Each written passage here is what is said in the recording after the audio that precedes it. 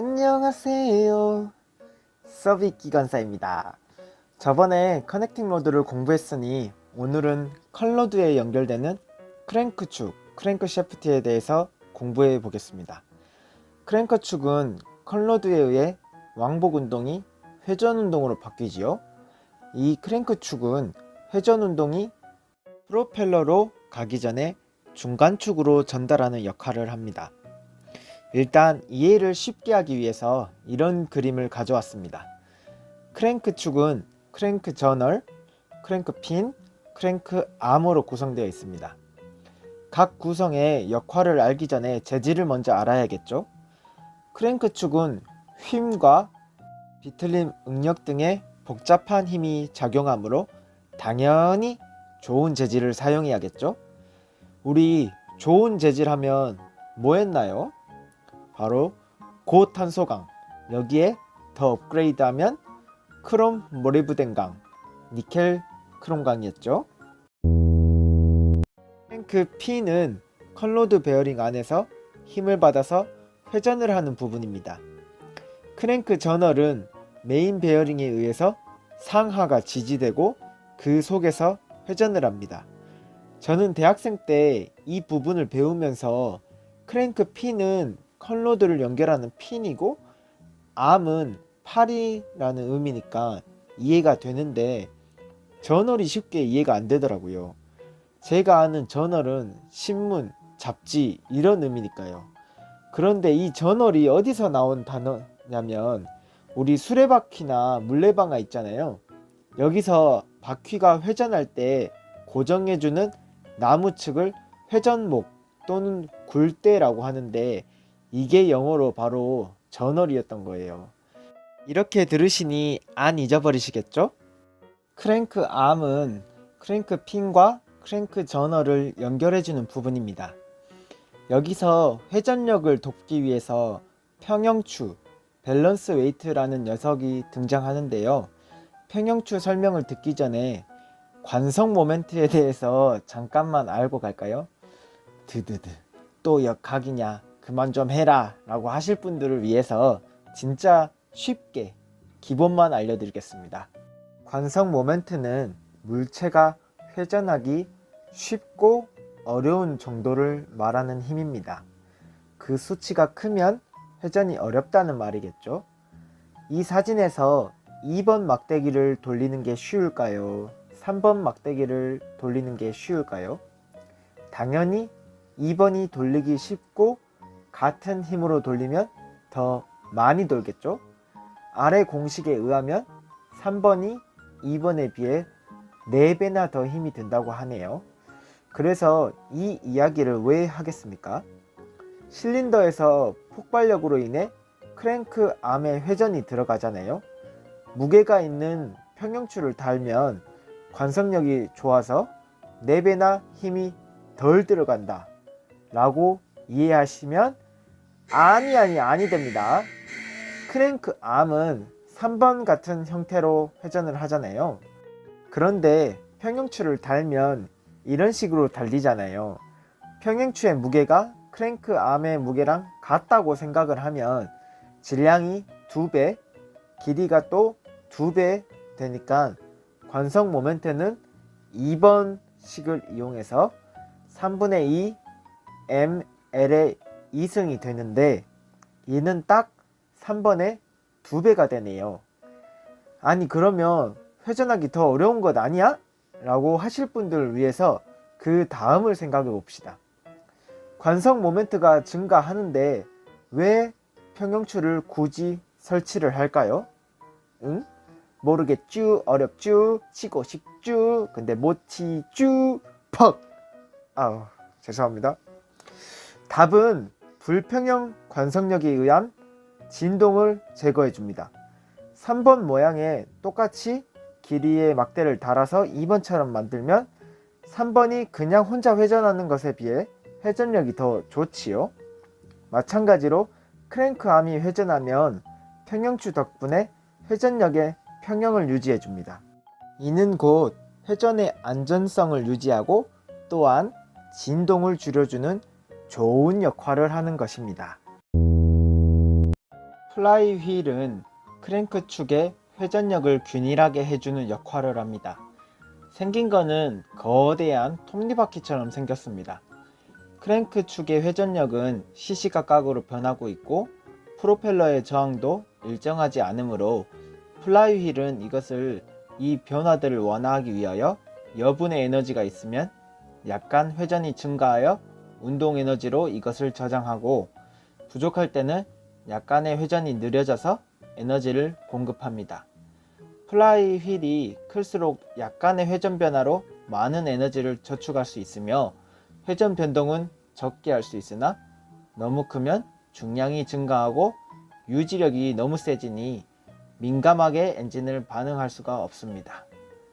밸런스 웨이트는 회전 하나하나에 초점을 주지만 플라이 휠은 전체 회전에 초점을 준다고 생각하시면 됩니다. 터닝은 엔진의 시동 전 또는 정지 후에 낮은 속도로 천천히 회전시키는 것을 의미합니다. 터닝 기어는 전기 모터에 기어를 달아 놓았는데 이 기어를 플라이 휠에 접촉시켜서 엔진을 천천히 회전시켜 줍니다. 엔진의 시동 전 터닝의 목적은 엔진이 식어있는 상태로 움직일 시 고체 마찰을 발생할 수 있습니다. 그래서 윤활유 펌프를 기동하여 엔진 각 부에 윤활유를 넣어주면서 천천히 회전시켜 액체 마찰을 시킬 수 있도록 감마작용을 하기 위해서입니다. 이 질문은 3기사 단골 질문입니다. 만약 이렇게 말하면 오, 공부 좀 했네 라고 칭찬을 받을 수 있습니다. 감마작용은 금속 표면에 유막을 형성하여 유동 부분의 마찰을 감소시키는 일을 말합니다. 엔진의 시동 후 터닝의 목적은 엔진의 각 부의 열 응력 분산입니다. 열심히 일을 한 엔진의 각 부분은 온도가 올라가 있습니다. 이러한 상태로 갑자기 쿨링도 안하고 멈추면 열 응력이 작동하면서 눌러붙거나 변형이 일어날 수 있습니다. 그래서 윤활유의 냉각작용을 이용해서 천천히 터닝시키면서 쿨링해 주는 겁니다. 자, 이제 문제를 풀어봅시다. 디젤 기관의 크랭크 축에 대한 설명으로 옳지 않은 것은 전월핀 암으로 구성된다 맞고, 축 중심의 어긋남, 베어링 간극의 조정이 불량하면 크랭크암 개폐작용이 증대될 수 있다. 크랭크암 개폐작용은 크랭크암 디플렉션인데, 이거는 이제 이 다음 강에서 배울 건데, 크랭크암이 각 위치에서 별로 조금 편차가 있어가지고 그것이 이 피스턴의 폭발력 때문에 그렇거든요. 그래서 그게 증대될 수 있다고 하니까 맞는 말입니다. 4. 크랭크 축은 피스턴의 왕복 운동을 면접봉을 거쳐 회전 운동으로 변화시키는 역할을 한다. 정답이고요. 맞고요. 크랭크 축의 재료는 탄성 계수가 낮아야 하고 내마멸성이 커야 한다. 내마멸성, 마멸이 안 되는 내구성이니까 맞고, 탄성 계수가 높아야 합니다. 탄성 계수가 낮다는 말은 압력에 의해 변했을 때 다시 되돌아갈 수가 없다는 거잖아요. 우리 스프링을 예로 들면 스프링이 압력을 주었다가 떼면 다시 되돌아가잖아요. 이게 탄성 계수가 좋다는 말이거든요. 우리 크랭크 축 각종 응력을 받아서 휘거나 이런 힘을 받잖아요. 근데 탄성 계수가 좋으면 이런 힘을 받아도 다시 원래대로 돌아오잖아요. 그렇게 해서 또 계속 그대로 작동을 하고, 그래서 정답은 I입니다. 탄성 계수가 높아야 하는 게 맞는 말이에요. 다음 문제. 디젤 기관에서 실린더 라이너가 정상 운전 시보다 전후 양측이 많이 마멸되는 경우에 원인이 아닌 것은? 보통 실린더 라이너는 측압 때문에 좌우가 많이 마멸된다고 했는데 전후가 많이 마멸됐다고 하네요. 메인 베어링의 중심이 일치하지 않아서 맞겠죠? 크랭크핀 베어링 메탈이 편마멸이 됐을 때, 편마멸은 약간 균등하게 또 마멸된 게 아니라 한쪽이 조금 심하게 됐다 이런 말이잖아요. 한편으로는 이 말할 때 그 편이잖아요. 그래서 앞쪽이나 뒤쪽이 마모가 되면 피스톤이 움직일 때 앞뒤로 때려버리니까 그럴 수도 있겠네요. 4. 스러스트 베어링이 심하게 마멸되었을 때, 스러스트 베어링은 이제 나중에 배울 건데 배가 프로펠러가 이제 추력으로 해가지고 앞으로 가는 그 앞으로 나간 힘을 조금 막아주는 역할을 하는데, 이 힘이 스러스트 베어링이 고장나면 자꾸 크랭크 축을 앞으로 밀어대니까 앞뒤로 또 편마모가 생기겠죠. 정답, 맞는 말이고. 크랭크 축이 좌우연 방향으로 회전할 때, 좌우로 회전한다고 하니까 좌우로 때리겠죠. 그래서 정답은 I입니다. 이게 종방향으로 문제가 발생하게 되는 현상을 찾는 거였잖아요. 이제 횡방향으로 문제가 발생했으니까 정답은 이해하셨겠죠? 다음 문제. 디젤 기관의 크랭크 핀이 편마멸하는 원인으로 옳지 않은 것. 편마멸의 원인으로 옳지 않은 것. 크랭크 위치에 따라 크랭크 핀의 회전력이 심하게 변동하는 경우. 크랭크의 회전이 한쪽은 빨랐다가 한쪽은 늦었다, 한쪽은 빨랐다, 한쪽은 늦었다, 이렇게 하면 빠르게 힘이 많이 받는 부분이 먼저 마멸이 되겠죠. 그러면 한쪽만 또 마멸이 되니까 가는 맞는 말이고. 조속기의 감도가 둔한 경우. 조속기도 나중에 배울 건데, 조속기는 속도를 조절해주는 역할을 해서 엔진의 부하에 따라서 속도를 조절해줘요. 근데 얘가 감도가 둔하면 엔진에 로드가 필요해가지고 더 빨리 치고 들어가야 되는데, 그게 느리게 치고 들어가니까 엔진 내부에는 솔직히 뭐 급격한 변화가 발생하지 않으니까 원인이 아니겠죠. 일단 정답은 나입니다. 크랭크핀의 재질이 불량한 경우. 한쪽이 불량하면 그쪽으로 편마멸이 되겠죠. 크랭크 축의 중심선 및 평형도가 불량한 경우. 이것도 마찬가지입니다. 다음 문제. 크랭크에서 가장 응력이 높은 부분을 골라라. 어디일까요, 과연? 크랭크 암이겠죠. 크랭크 암에서 크랭크 핀보다는 크랭크와 크랭크 저널이 쪽에서 이제 가장 큰 응력을 받겠죠. 일단 그래서 정답은 가인데, 크랭크 저널과 암 아니면 암과 크랭크 핀의 둘 중에 하나 고르라고 했으면 많이 고민을 해서 했겠지만, 다른 것들이 말이 안 돼요. 저널의 중간 거기 응력 받을 게 없고, 암의 중간은 이제 전단력을 받긴 하겠지. 회전력을 때문에 전단 응력을 받겠지만, 그래도 가장 무시무시한 거는 크랭크 저널과 암과의 접속부다. 다음 문제. 밸런스 웨이트의 역할이 아닌 것은. 1번. 크랭크 축의 무게를 증가시켜서 시동을 원활하게 한다. 말이 안 되죠. 크랭크 축의 무게를 증가하는 건 맞는데 이게 토크가 더 많이 필요하잖아요. 그렇기 때문에 시동이 원활하진 않습니다. 밸런스 웨이트 때문에. 일단 정답은 가고 읽어봅시다. 크랭크 축의 회전에 따라 생기는 원심력의 균형을 이룬다. 좋은 말이죠. 맞습니다.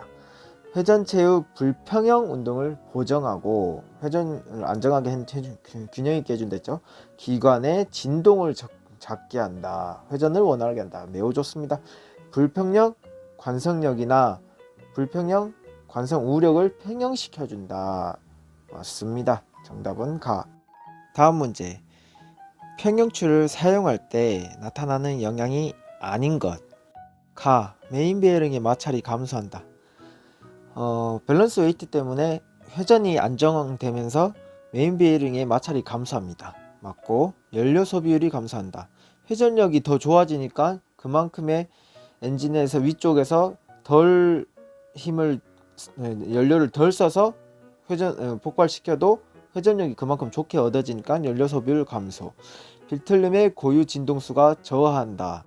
이거는 또 다음 시간에 배울 건데, 딱 봐도 말 그대로 읽어볼게요. 비틀림 안 좋은 거죠. 고유 진동수, 비틀림을 비틀어지는 고유 진동수가 안 좋은 건데 그것이 저하한다. 왜냐면 밸런스 웨이트는 회전의 균형을 맞춰주기 때문에.